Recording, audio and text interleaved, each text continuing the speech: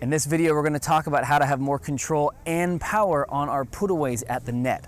So if we want to be able to put it where we want to and put some pressure on them, watch this video. We'll keep it nice and quick so that we have less listening and more pickling.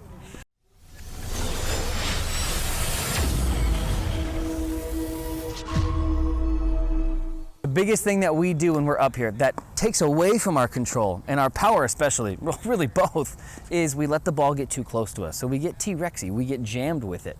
So if you think about it, if you were gonna throw a ball as hard as you could, would you throw it like this?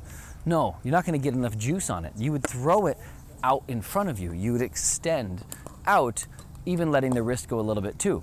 So the same thing happens when we're here. So if we don't keep the paddle out in front, which is kind of number one, we keep it here, then we have a tendency to get these putaways like this, and there's only so much juice we can put on it, and I definitely couldn't put it in the 3 different spots, down the line, middle, and cross court, because I'm just kind of trying to find the ball here. If I took that same ball and I took it out in front, then I would have not only the ability to hit it into the top of the net, I was literally thinking, as I was hitting it, it just goes right in the top of the net. Instead of taking the ball here where we're really jammed, we don't have options, we can take the ball out in front so that we can extend on through.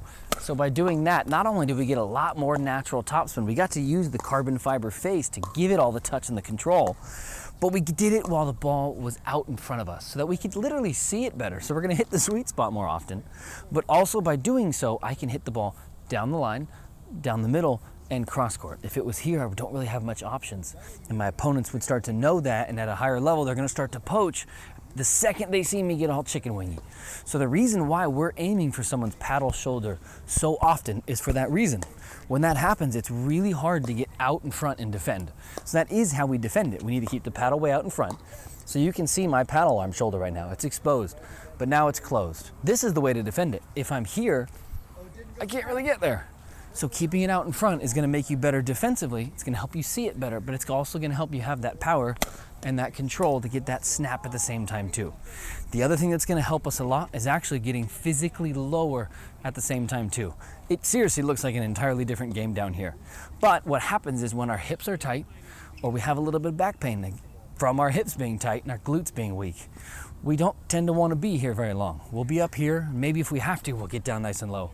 But it's hard because it doesn't feel very good to be down here. So we'll fight it. But when we follow our pickleball fitness program, we get our hips nice and strong, we get our hips nice and mobile, we'll be able to be down here, and I swear you'll see your pickleball game improve instantly once we start doing this. The reason being is, remember, we don't want to hit balls high, right? If we hit a ball high, someone can smack it. It's actually not the fact that it's high over the net that allows them to do that. It helps, but it's actually the fact that it was right up here in their strike zone to be able to hit it. So if we get down lower, that strike zone now is right above the net. So our opponents have to flirt with the net a little bit more to be able to avoid this. So we can, from here, attack a lot more aggressively. And if it's higher than this, it might be out.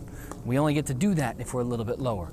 So the 3 things we wanted to make sure that we did was we want to make sure that we're taking the ball out in front, staying in ready positions that we're already there, we're pointing it towards the ball, we're protecting our right shoulder, taking the ball out in front, and then extending through. The last little thing that it helps us do too is when we do this, watch where the paddle finishes. It's in ready position. I'm ready to go again. If I get jammed, I'm not ready. And if I have a tendency to swing too wildly, I wouldn't be ready either. That's allowed to go in the net because I shouldn't be doing all of that anyways. Even if that went in, I'm not ready for the next ball. It might come right at this paddle shoulder. I'm not even remotely ready. So it's compact strokes, so we're not taking it back too far. Meet the ball out in front and just roll it right through. Stay in ready position and rock and roll from there, quite literally. So thanks again for tuning in to Roo Sports. We really appreciate you checking out our videos. Again, if you liked any of the paddles you saw in this video, please go to roosports.com and consider purchasing when you find something that you like. They're made with the carbon fiber face for all the touch control, most importantly the spin. They're made with an elongated handle as well to be able to have the sweet spot a little bit more extended towards the end. They're so cool, it's hard to even talk about them. So thanks again for tuning in. Please give my branch office a call down below as well. I'm a full-time financial advisor. It's how I found pickleball. Be happy to give you a free second opinion on your investments, understand what's most important to you, and just help you through all this volatility at the same time.